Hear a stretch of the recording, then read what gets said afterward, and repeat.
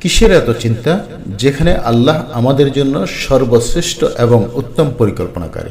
আল্লাহ তাআলা শুধু মানব জাতি নয়, পুরো সৃষ্টি জগতের পরিকল্পনাকারী। কিন্তু এই বিশ্বাসকে অন্তরে স্থাপন করতে হলে অবশ্যই ঈমানের মেহনত করতে হবে। কারণ আমরা যখন বিপদে পড়ি বা বিচলিত হয়ে পড়ি, তখন কিন্তু এই বিশ্বাস ধরে রাখা খুবই কঠিন হয়।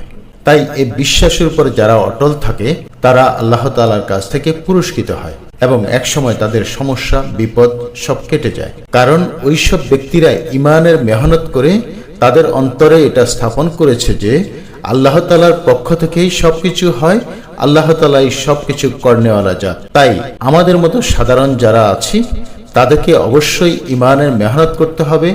দ্বীনের রাস্তায় সময় ব্যয় করে এই বিশ্বাসকে অন্তরে সুদৃঢ়ভাবে স্থাপন করতে সক্ষম হব।